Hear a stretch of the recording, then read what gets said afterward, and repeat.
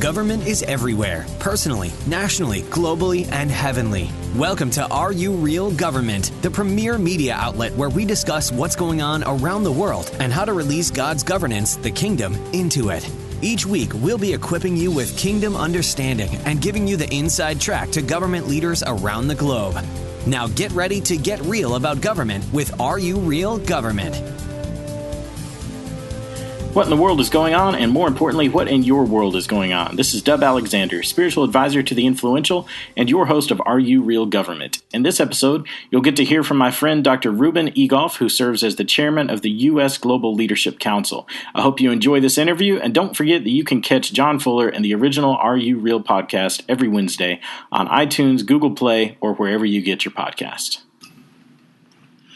All right, so I am here in the U.S. Global Leadership Council offices on Pennsylvania Avenue right here in Washington, D.C., and I've got Dr. Reuben Egoff with me, and he serves as the chairman of the U.S. Global Leadership Council.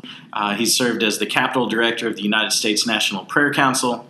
He is the author of the Ruth Mizell story, Heavenly Favored for Earthly Influence, which is available on Amazon, and he also has a successful television program here in the area as well. But as I stated before, the capacity in which I know Dr. Reuben the best is as the chairman of the United States Global Leadership Council. So how are you doing today? I'm doing wonderful, Dub. It's great to be here with you today, and looking forward to spending time with your listeners. Yes, sir. It's my honor to get to introduce you today. So let's get started with just kind of the story of how did you get involved in the government and the whole Washington, D.C. arena? Well, interestingly enough, many moons ago, I'm not 22. I know you thought that, but I'm really not. But many moons ago, I had political aspirations, had a lot of, as I was growing up, really one of my goals was to get into, when I went to the university, went to college, was to become a political science major and also into law and so forth. And the aspirations was politics. And to be quite honest, as a young man, wanted to go all the way to the White House, So what are you going to be? Nice. I'm going to be the president of the United States, I like it. And, yeah, big dreams, huh? And so that's really, to start there is always had that kind of desire for the political arena and loving this country and what it's all about, and its constitutional values and et cetera. And I threw that all away and had an intermission in my life, and then later came in contact through this prayer ministry that you mentioned here a while ago, the United States National Prayer Council. Being the capital director of that, I was invited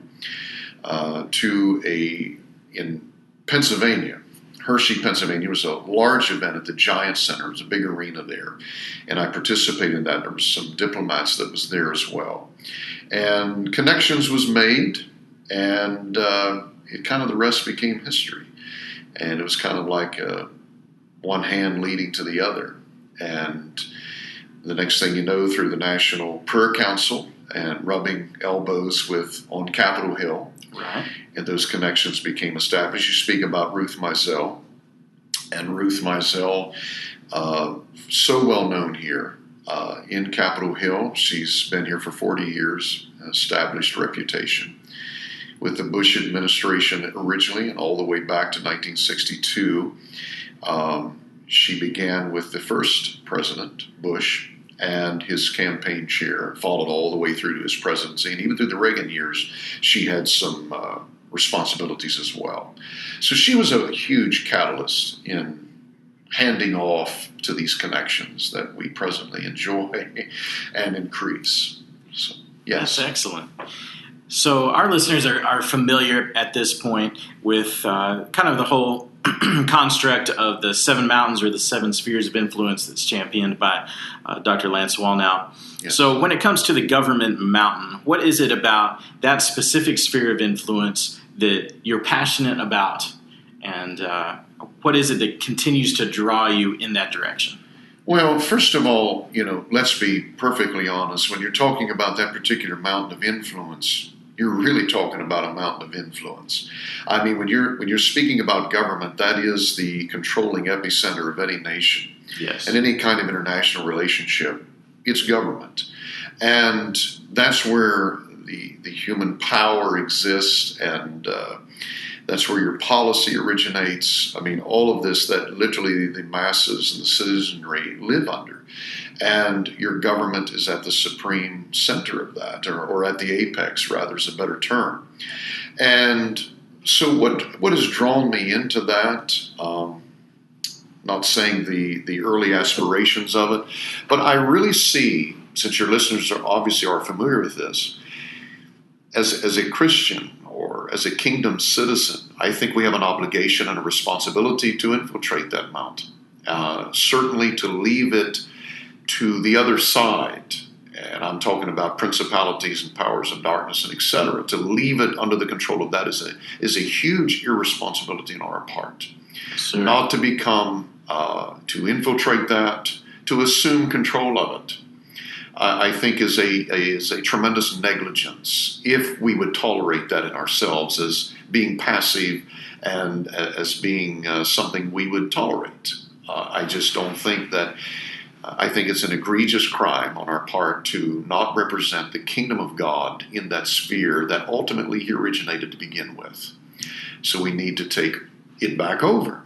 Yes, sir. And to legislate how can we see kingdom principles on a wide scale. We do it in our local community. We do it in our everyday lives. We do it on our jobs. We exhibit as ambassadors in our local sphere.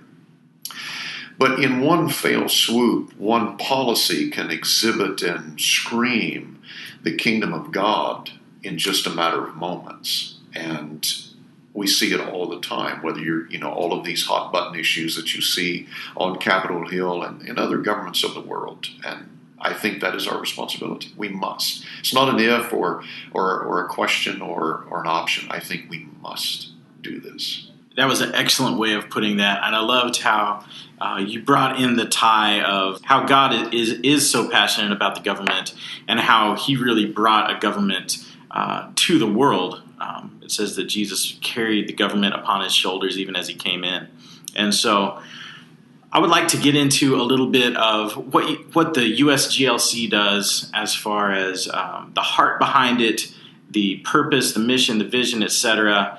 And one of the things I want our listeners to know is that the U.S. Global Leadership Council not only works within our own nation, but has a huge reach around the world and is working in many different nations.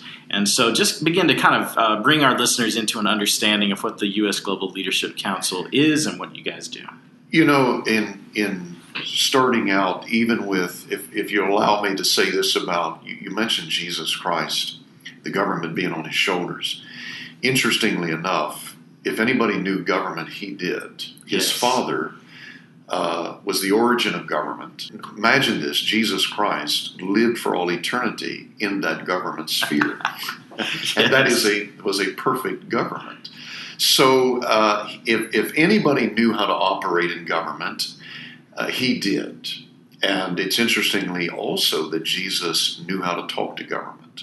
Yes. And here in the earth, and I think that's something we probably get into a little bit later as well in conversation here, and I think it's imperative that be discussed because he spent lots of time speaking with government. Absolutely. And his language adapted to that and was very effective, as was Paul's, if we remember. Yes. But the USGLC, the United States Global Leadership Council, was born out of four of us guys, all doctors, but Fernando Gonzalez, Everett, and Leland Hershey, and myself. And it really originated out of our hearts that we wanted to see, you look at the world, all of the suffering and, all of the things that you see in the poverty. But we saw a need where we could become a liaison between governments and corporations and the private sector to help developing nations help their ailing infrastructures. And I can put it in a very easy nutshell for your listeners to understand in this sense that, and I don't say that condescendingly, but just to understand what we do. When we speak with government leadership, whether it's the president, prime ministers, deputy prime, cabinet people, senior advisors, you name it, financial advisors, whatever. We simply, when we have that initial discussion, prioritize some of your ailing infrastructure. Don't give us all of them in one bite, so to speak, but say it's 2 or 3. And times we will actually tour the country, which we have done in several so far. We'll tour the nation, actually see it, experience for ourselves. We believe that makes the greatest impact. When we go back to the U.S., that when we meet with members, we meet with corporations that we feel through vetting and understanding their values is like our values and our bylaws. That in our purpose, that we go back to them, we can better speak to them other than just on paper. We've experienced it. We can tell you what's happening, the mood, the culture, what is happening there in that country. So then we come back and we speak with them, we assess it, we form a strategy, we form a plan. Ultimately, at the end of the day, with our members and so forth, then we form a strategy and a proposal. Then we propose that and then submit it to that country, to their administration, to their parliament or their Congress, whatever the case, through those particular people, and to help them and marry the private sector and with the government to begin to help these ailing infrastructures. And ultimately, too, at the end of the day, to produce an environment that is an entrepreneurial spirit in the citizens of that country. We don't look to go in and rape their land, pillage their resources, and right. leave them desolate and destitute. But we are there to build up the country, to be self-sustaining, and also help them to get on a world market. And we have several countries, as I know you know, even at present, several of them that are looking to enter the world market. And we're trying to help them. First of all, you got to take care of home, get yourself healthy economically before you enter that world stage. That then becomes more enhancing and get you out there on the global market. And that's what we do. Absolutely. So good. One of the things I love about the USGLC is that it really is a selfless organization, and that in every meeting I've been in with you guys, you are continually keeping the natural citizenry of whatever country it is that you're working with as a priority. And one of my favorite things that I always hear you guys say is that your solution over profit. Yes. You're continually looking to bring solutions. That is our main mantra, is that we promote solution over profit.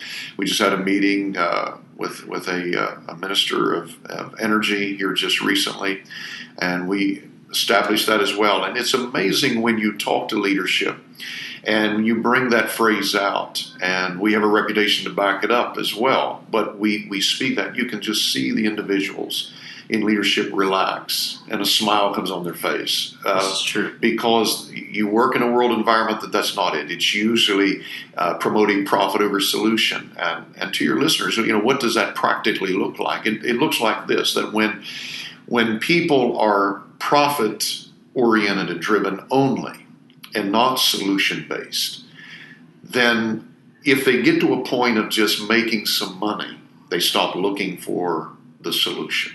So true. And so that's where it ends. But if you're solution-based and solution-driven over profit, even though you're starting to make a profit, you're not stopping until you come to the solution. Yes. And that's the difference, and we always want to hold on to that. Perfect. So what is your role specifically in the U.S. Global Leadership Council as the chairman? As the chairman, and we all have our lanes, and we try to capitalize on our strengths, keep our weaknesses at bay. But we all recognize them as an executive board, and we have our advisors, and et cetera. But in us, we each take our lane. My lane is primarily in government relations. I deal directly with government, political figures, ministers, and et cetera. And I say this in all humility, and it's because we all know our own lanes. And I simply, in the political side, is like Dr. Everett often says, the tip of the spear. And I develop those relationships. Yes. And we all need each other. We are a body that moves together, and not one is not needing the other. We need each other. And I may establish, to give you an understanding, an idea, I may establish relationships with the government or these figures, and then I'll hand it off to my colleagues in their respective lanes. and then they pick up what is needed from that point on. I need them, they need me, we just need each other, and we work as a unit. And we're continually oiling those gears together. And Absolutely. as you know, life is a journey, and but all four of us we're determined and committed to the overall good of this organization and ultimately to the people of this world. The 7 billion member planet. That's true. Absolutely. I would just like to take a moment to honor you for the skill and the expertise that I've seen you display in being able to bring in high-level leaders from many different countries and nationalities, put them in a room together, just operate within protocol and with true honor, put people at ease. And I've even seen you handle some very tense situations that have come up between countries. And you just have an innate ability to make sure that everybody in the room feels honored and to bring the temperature of the room, if I can say it that way, down to a workable degree so that some solutions can be brought in. So, well, thank you. I really appreciate that, and that means a lot in coming from you, and because I know your heart and your expertise, and that means a lot to me, Dub. I appreciate it. Absolutely. You bring that up, and again, I thank God for that, and because without His spiritual help and grace, it's not able to be done. Yes. And you refer, I know in particular, we had a situation with two nations, and that level did escalate. Yes, and it did. But by God's grace, His wisdom, really, it took a divine mode of thinking and to speak and to bring the temperature down, as you said. That it became a workable environment. Yes. So it really is, and I want to quickly acknowledge that and give credit where real credit is due, that without His mind, it's not really possible. Understood. Absolutely. So would you be willing to share with our listeners just an unusual story or a crazy story from some of the international travel you've had in working with governments around the globe? I've seen this question, and my mind, and I hate to admit this. And it's not because I'm that old, okay? So let me clarify that off the bat. But we at times get brain freezes, as we say. You just draw a blank, and even though you know something or you know a person, and I was getting ready to meet a vice president, and all the gala and everything that was happening at the moment.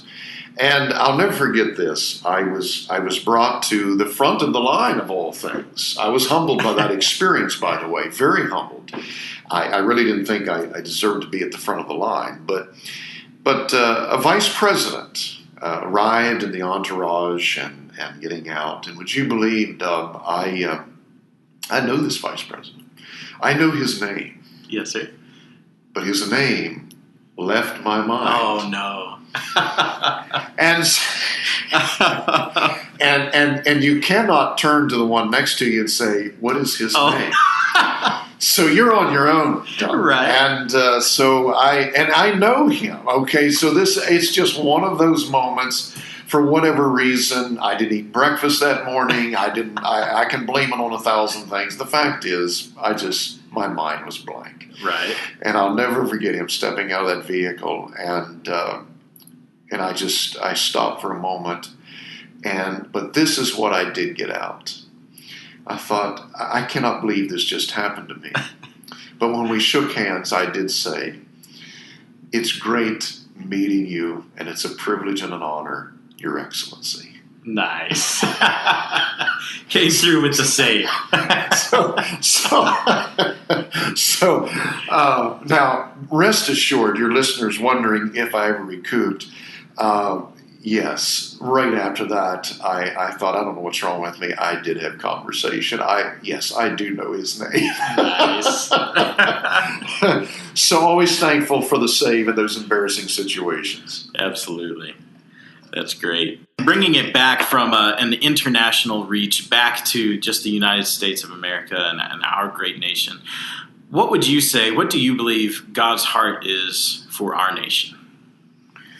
Well, that can be a broad question. But I think where you're going with this, governmentally and so forth, and leadership and leading this back, of course. The church prays for national revival. The church wants to see, and whatever that entails, and someone's example of that or whatever it looks like in their perspective. I really believe that God in America wants America to be that shining beacon of hope to the world. He wants America to be the moral compass, I think, for the world to see. I think that the church as a whole has got to get outside of its own four walls if it's going to influence this country at a very high level. And I'm not impugning those four walls. I'm not denigrating the importance of those four walls. But we have to understand that our lives is not lived within those four walls.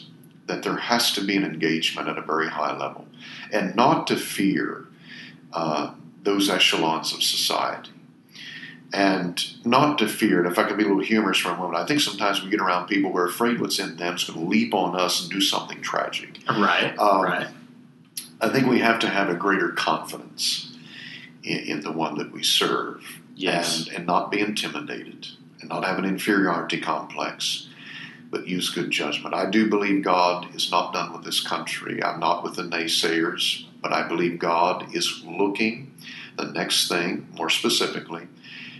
We talk about a revival. I think it's right in the government.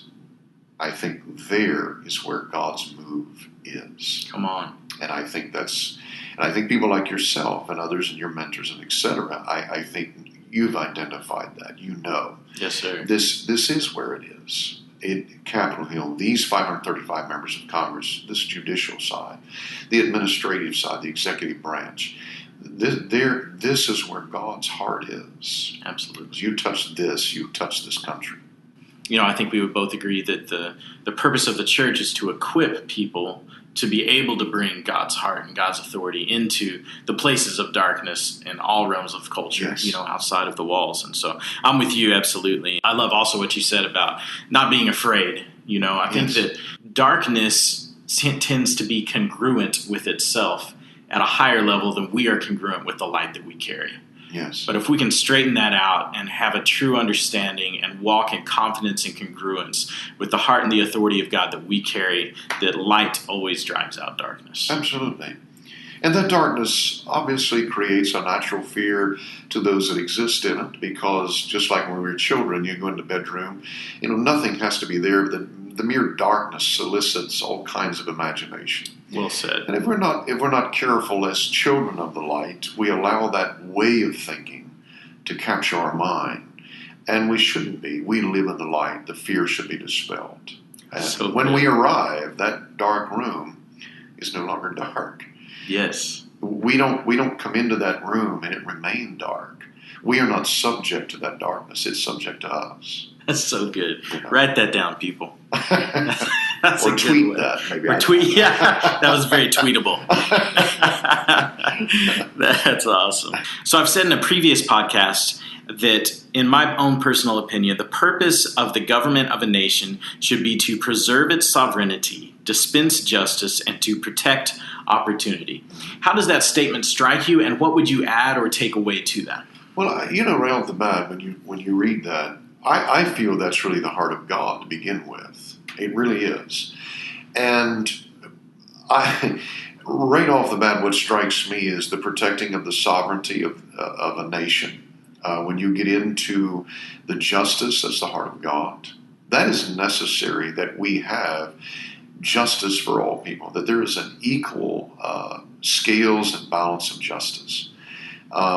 If any culture is going to be sustained, if peace will ever be achieved, that component cannot be missing. So good. And there has to be an equilibrium with that. There has to be, justice has to be equal. And it cannot be playing the favorite. It cannot be playing one side against the other. And then when you come to the opportunity, protecting those opportunities and creating those opportunities for people to flourish. Yes. The USGLC really is what we attempt to do. Yes, it's so true. We attempt to create and want those opportunities created for all people. The more freedom a country has, the more opportunities it has. How much freedom it has is congruent to its opportunities. The less freedom, the less opportunities. Very well said. And so we want to see that change. When you have despotism and you have despots in power and regimes that are oppressive, the lack of freedom, the people have a lack of opportunity to excel.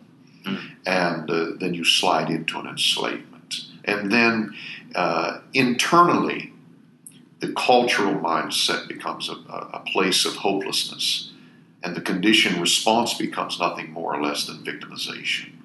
And I'm not saying they're not victims. I'm just simply saying they will begin to lead their lives in the sense that there's no hope for tomorrow, no reason for living, and etc. And the mood of the country goes down to a very floor level. And then you have no ingenuity, you have no progress, and it's a stale environment. And unfortunately, the opportunities wind up in the stench and the ash heap of loss of freedom and no oppressiveness, and control. So we want to see that protected and opportunities to grow, and freedom has to enlarge for that to take place. Yes. Yeah. And I've seen you guys take practical steps to implement that into the strategies that you're presenting to these nations when they come back, and I love that. And I agree that totally shows the heart of God in that situation. We submit proposals, and obviously we're not getting the particulars, but when we submit proposals and things, it really is at the heart of what we're trying to do, is that we want those people of that country to experience the freedom, the opportunities that freedom presents, economically and ultimately, socially, everything. Absolutely. And governments then are influenced by those proposals, which actually become policy. So you change the culture of that policy. Yes, so good. That's some great insight. You can't get that just anywhere, so you're welcome. Well, we normally charge $1,000 an hour, but since it's you, yes, it's free today. Perks. So let's talk for a moment about President Trump, and love him or hate him, we're not here to discuss that. But I know with the amount that you're here in Washington, D.C., and just your history with this city and in politics, government, etc., what are some of the biggest changes that you have seen take place in our nation since President Trump took office? Well, that's a mouthful. It sure is, and I'm not trying to be facetious with that. Whether you love or hate President Trump, first of all, one thing for sure, it sure has surfaced. True. The truth. It has surfaced the hidden problems that has been covered, and I take you to the underneath. So I know we're going into Hollywood here, but it's also here in Washington, D.C. Absolutely. The sexual scandals of all the things that are taking place, harassments and things that have really come to the surface that has been taking place behind the scenes, cover-ups and all sorts of scandals. He has often spoke about draining the swamp, and it became sort of the buzz of his campaign. But again, whether you love him or hate him, he has really stirred the sediment off of the bottom of this pond. This is true. Because everything and its brother in the negative side has really come to the surface and has been exposed for what it is.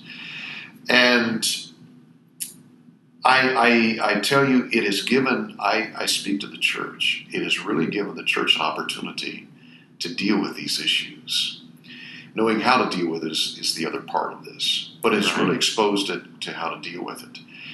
One of the biggest changes, and I hesitate to say it like this, but one of the biggest changes I've seen is the openness in this administration, here on Capitol Hill even, to those kinds of groups meaningfully, whether it's prayer groups of those who want to have an advisory role in a spiritual sense. Yes. That has been closed, and I'm not railing on President Obama by any stretch of the imagination, because it goes back beyond him. Several administrations. Gotcha. To where the door in Washington, D.C.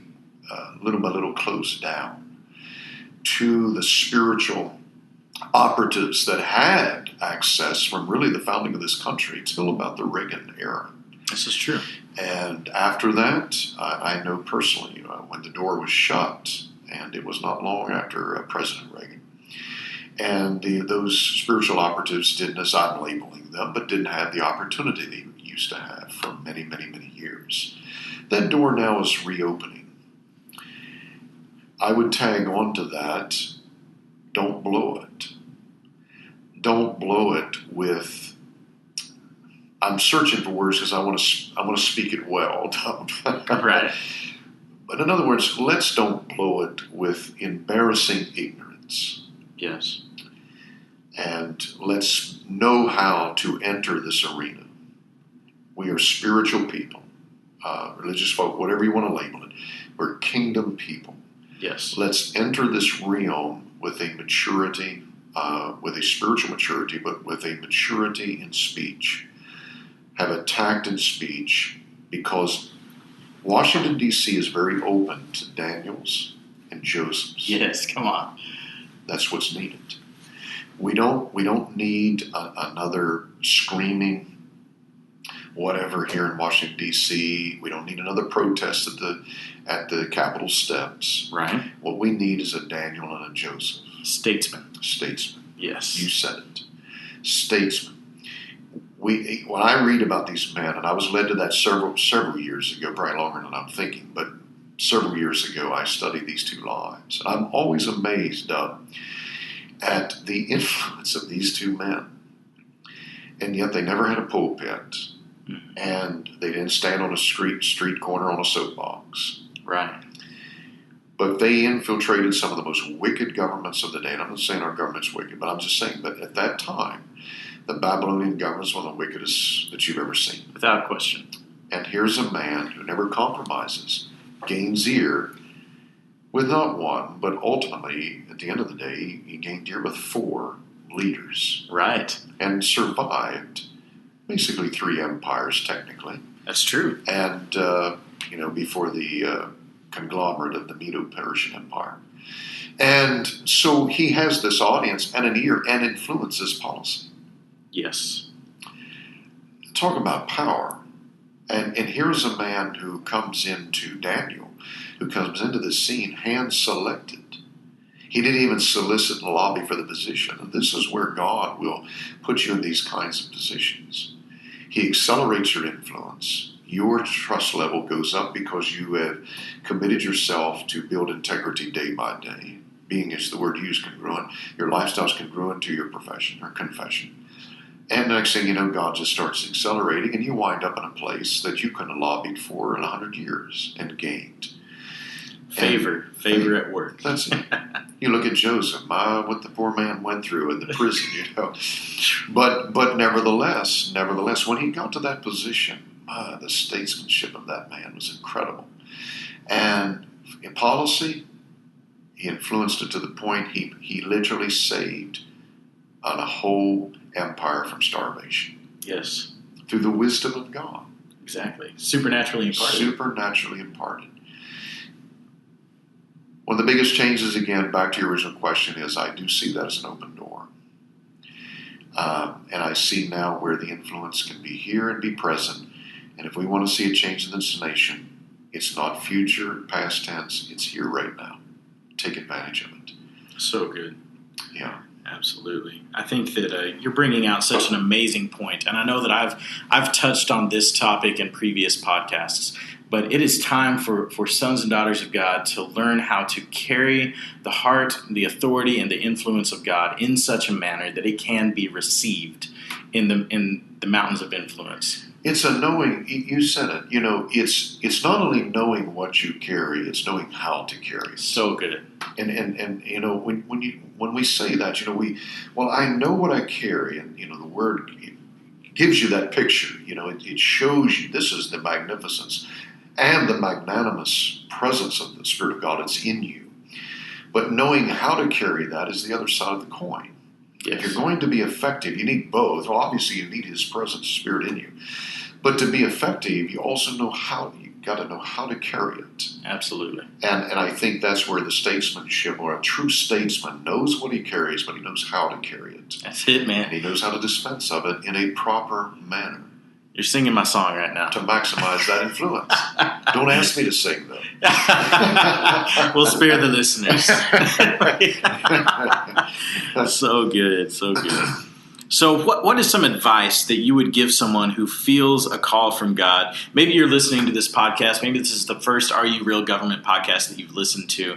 And perhaps you've been involved in other spheres of influence in the education mountain and the business mountain. But even as you're listening to this podcast, your heart is beginning to stir, and maybe a call is you're beginning to recognize a call, or maybe an old dream is being awakened in that, man, I would really love to impact my nation for God, for the kingdom. What is some advice that you would give that individual?